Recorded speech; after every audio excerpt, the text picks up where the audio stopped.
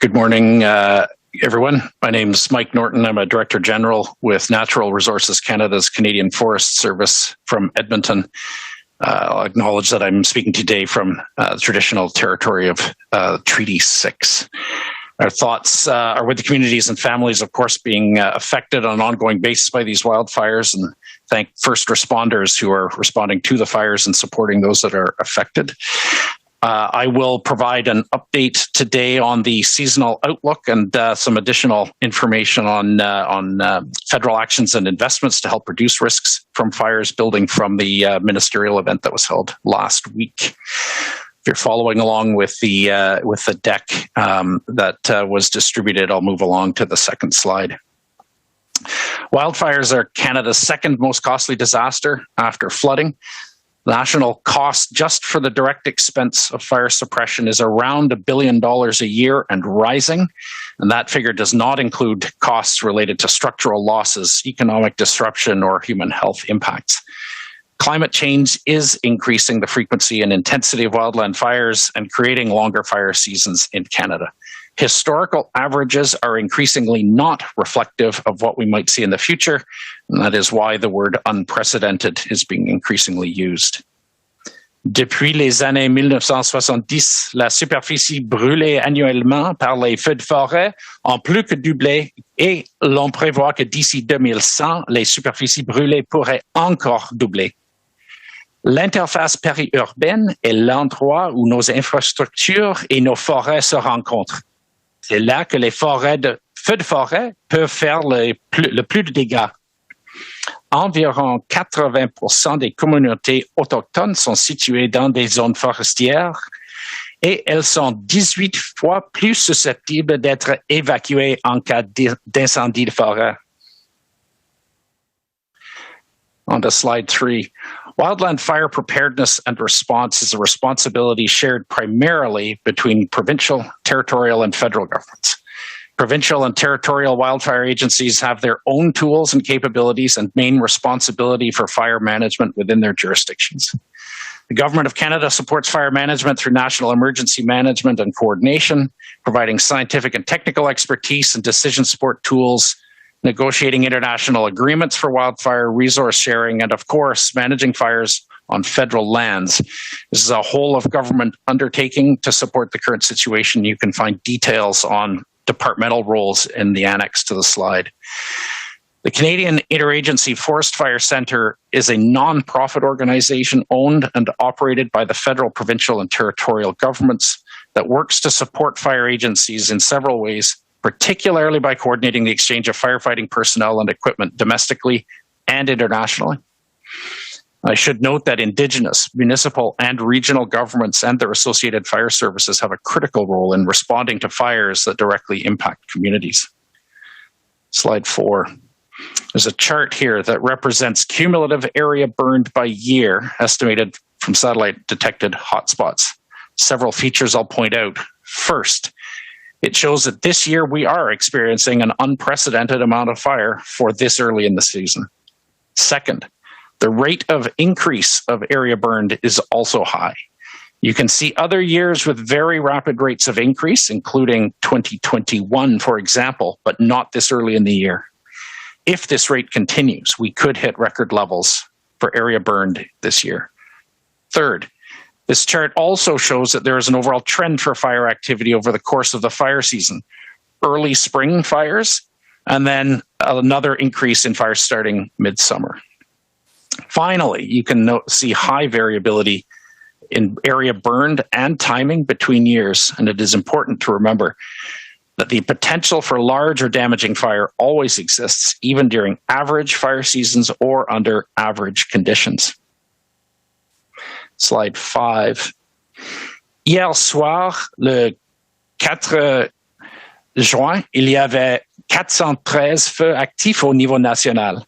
Parmi ces feux, 249 sont classés comme étant hors de contrôle. La situation est dynamique et les chiffres changent même toutes les heures. La situation est en constante évolution. La plus forte pression est actuellement observée au Québec en raison des multiples feux allumés récemment par la foudre. La répartition des feux d'une océan à l'autre cette année n'est pas habituelle. À cette époque de l'année, les feux ne se déclarent généralement que d'un seul côté du pays à la fois, le plus souvent dans l'ouest. La plupart des feux ont tendance à se déclarer dans le nord, loin des grandes agglomérations, ce qui met en danger les communautés rurales ou isolées. Move along to slide 6.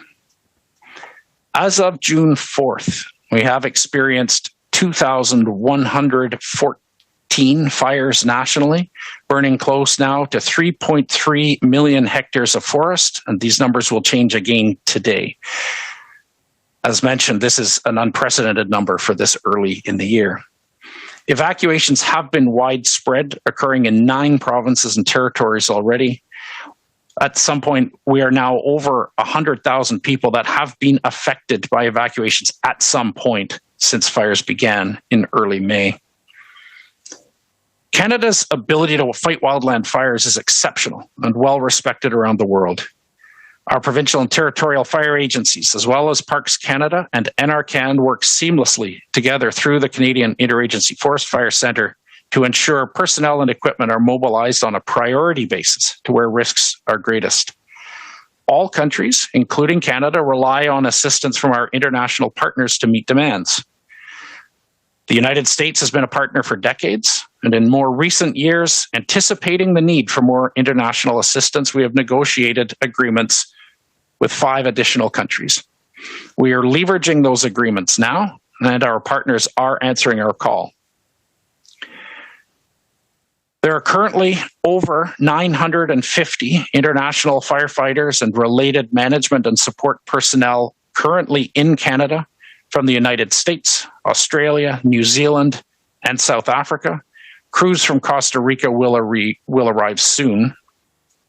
There are 177 more personnel scheduled to arrive this week, and over 300 more under discussion possibly this week and next, and we are exploring the potential for additional assistance should we need it. I just reviewed the international numbers. This does not reflect the total number of firefighters active on the ground in Canada. On slide 7, I'll move along to a brief update on the outlook for the rest of the season. From March to September, NRCan generates monthly forecast maps at the beginning of each month. These seasonal forecasts use the most recent fire weather indexes and consider drought conditions and temperature and precipitation forecasts derived from modeling completed by Environment and Climate Change Canada. As you can see, current projections include the potential for ongoing higher than normal fire activity across most of the country. For June, as shown on the map, warm and dry conditions will increase wildfire risk in most of Canada from British Columbia and Yukon eastward into Quebec and Atlantic Canada. On the map, the light red shows an above average risk and the dark red reflects well above average risk. So the risk of forest fires is going to remain very high. On slide 8, la situation reste globalement la même en juillet et en août, avec un risque d'incendie élevé dans une grande partie du Canada. En regardant ces cartes, il est important de se rappeler que les perspectives à long terme de l'activité des feux de forêt sont difficiles à prévoir et que l'incertitude augmente à mesure que l'on se projette dans le futur. En outre, les prévisions mensuelles ne peuvent pas prédire l'activité spécifique des feux au cours de chaque mois. Mais les feux ne se déclarent que s'il y a un départ de feu. Il est essentiel de réduire au minimum le nombre de feux déclenchés accidentellement et de nombreuses régions ont imposé des interdictions de faire du feu et des restrictions d'accès en forêt à cette fin. Move along to slide 9.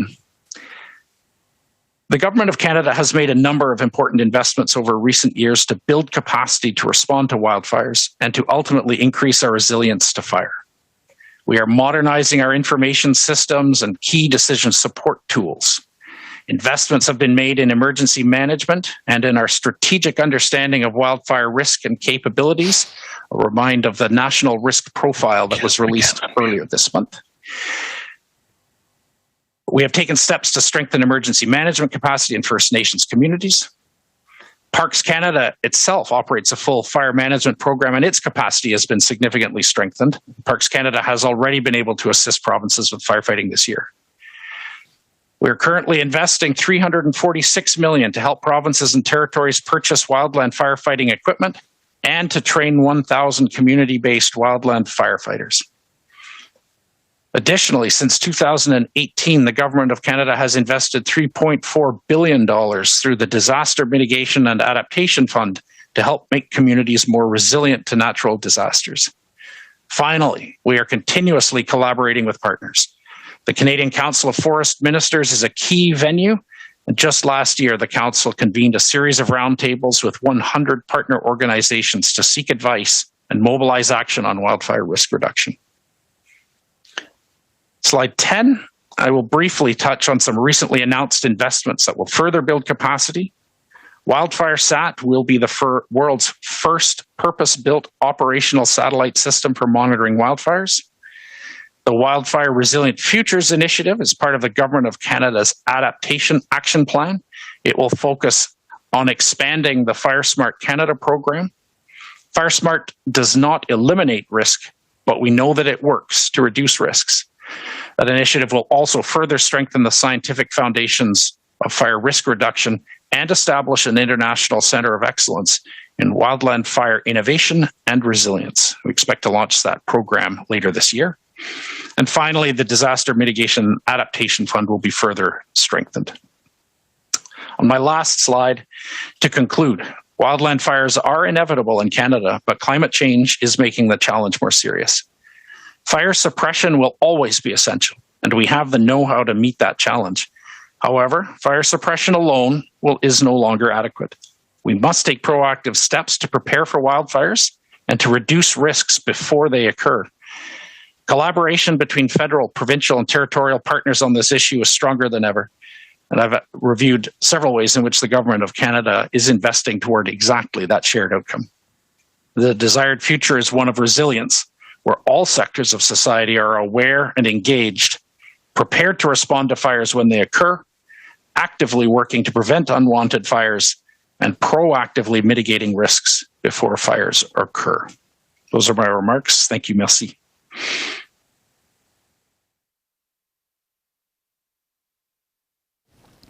Was there anyone else, any other government officials who were making remarks, or can we go to Q&A?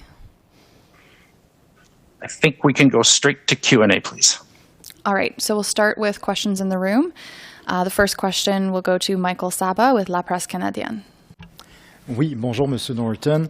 Vous avez dit que le niveau d'activité est sans précédent aussitôt dans l'année, que le risque demeurera élevé en juillet et en août un peu partout au pays. Donc, de voir une aussi longue période soutenue de risques aussi élevés, est-ce que ça, c'est du jamais vu? Merci beaucoup pour cette question. Je vais demander à Yan Boulanger pour répondre à cette question. Oui, bonjour tout le monde. Donc, Yan Boulanger, je suis chercheur en écologie forestière à Ressources naturelles Canada. Et pour répondre à votre question, effectivement, on voit un nombre de feux et une accumulation de superficies brûlées qui est particulièrement importante là, depuis le début de l'année. En fait, depuis les 20 dernières années, on n'a pas vu de superficies brûlées qui s'accumulaient aussi rapidement depuis le début de la saison. Évidemment, en raison des changements climatiques, on observe déjà des tendances dans l'augmentation des superficies brûlées au niveau du Canada, dans l'augmentation aussi, l'allongement de la saison des feux. Et évidemment, c'est le genre de situation qui devrait se produire plus fréquemment dans le futur en raison des changements climatiques.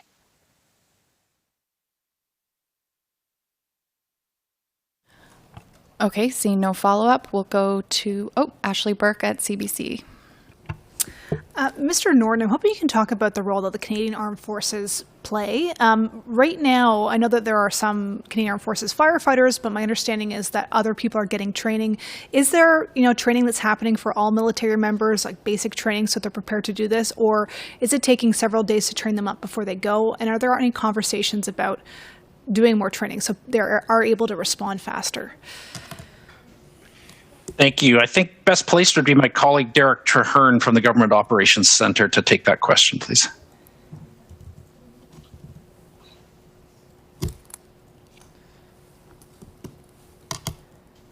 Sorry.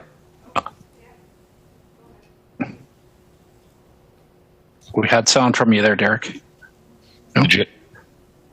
Can you hear me?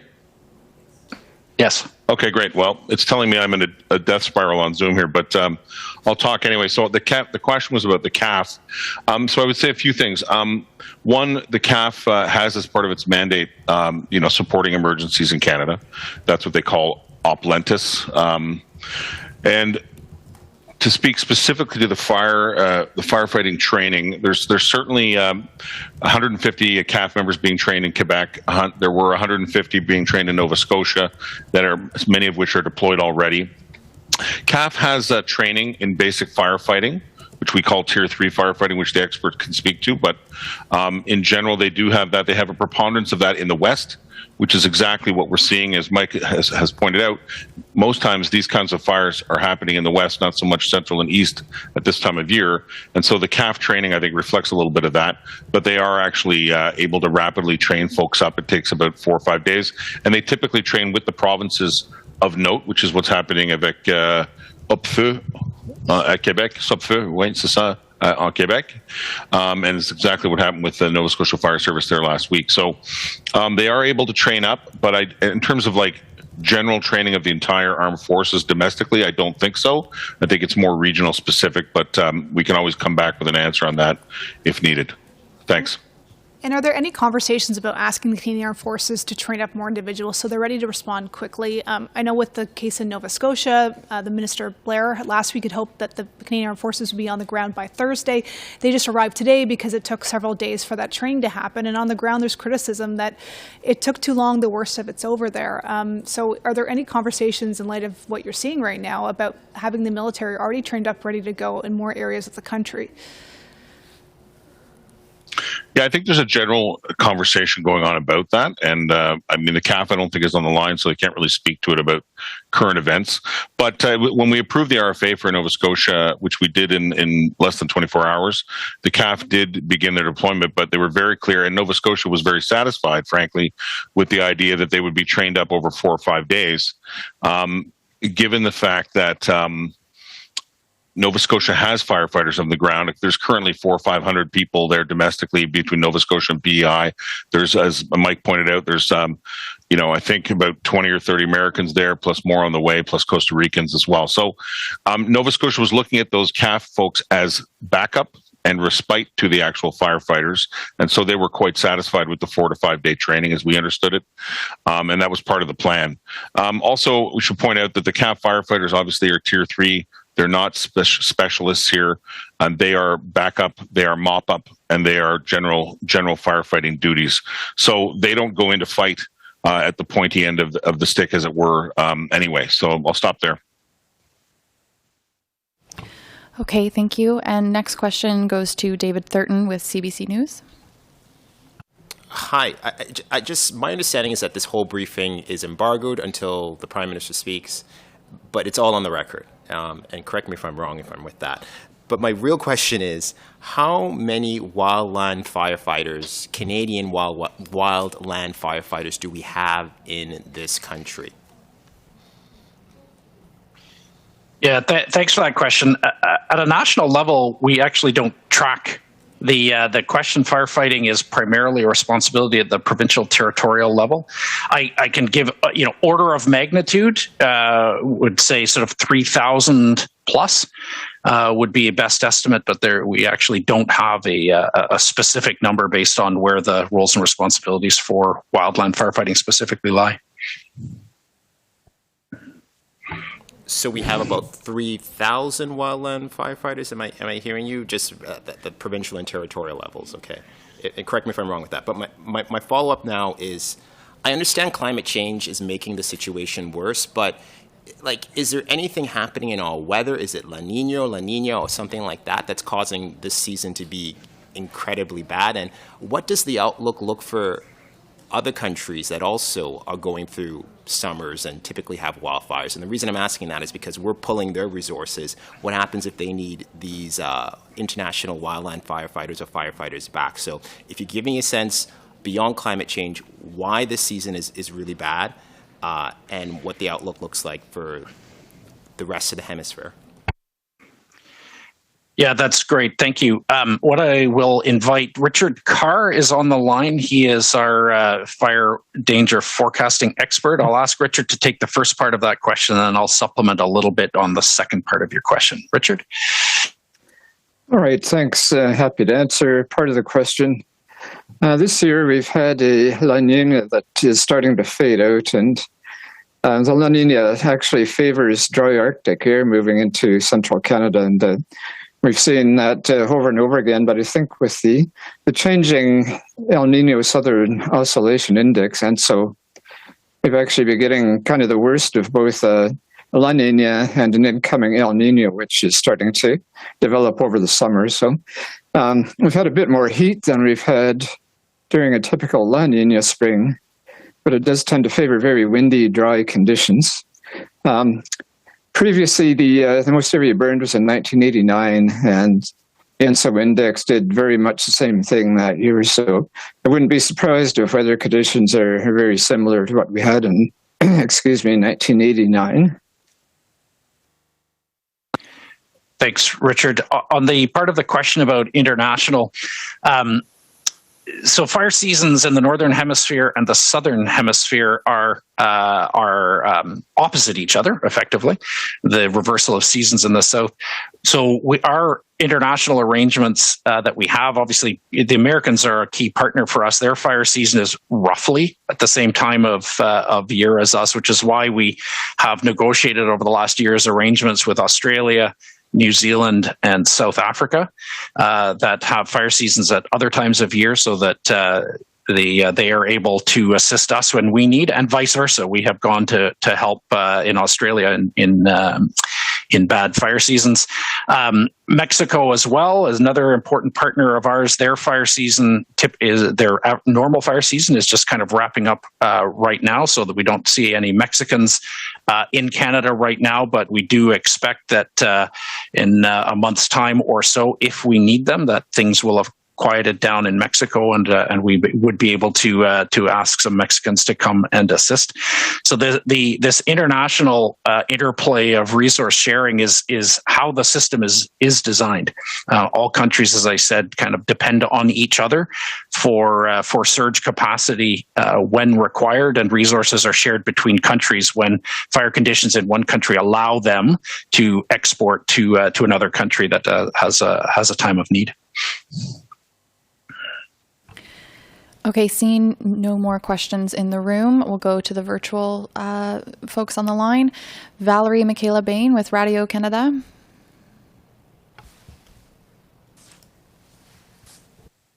Bonjour, je voulais savoir, vous avez mentionné qu'il y a 198 pompiers canadiens sur le terrain. Est-ce que j'ai le chiffre exact?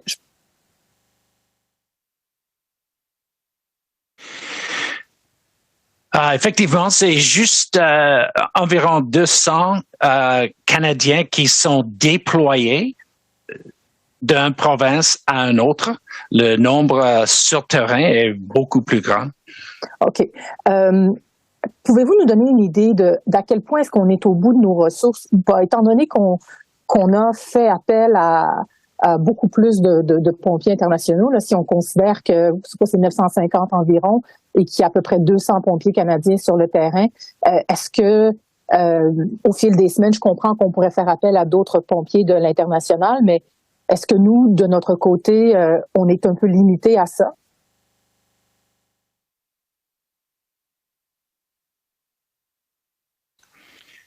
There is je vais répondre en anglais.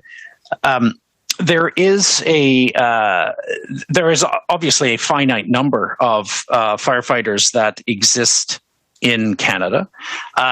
The but as I said, the whole system of wildland firefighting within Canada and internationally is based on an assumption of mutual aid at times of high demand. So at this point, all provinces and territories have staffed up fully for the summer season and have maximum capacity available right now, and they are largely focused within their own provinces. So the number, I believe, is 198 Canadians who are currently deployed to another province. That number is relatively low, reflecting that most provinces and territories need their firefighters in their own jurisdictions. And the international firefighting, for sure, the number is high this year, but the system is built around doing these kinds of exchanges internationally. We've spoken to the Canadian Interagency Forest Fire Centre on a regular basis. They remain confident that we will be able to maintain a sufficient supply of firefighters to meet the most critical needs that we anticipate currently and into the future this season. Our next question is from Steve McKinley with the Toronto Star.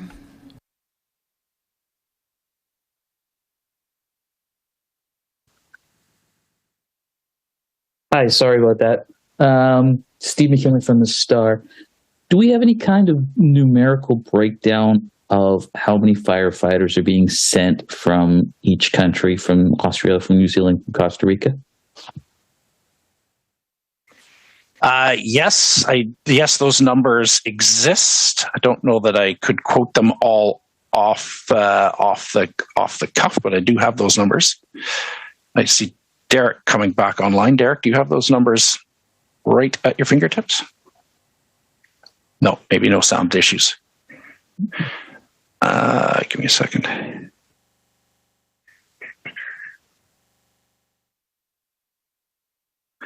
Sorry, I might need to follow up on those. Those numbers do exist. I just don't think I can lay my fingers on them live. That'd be great.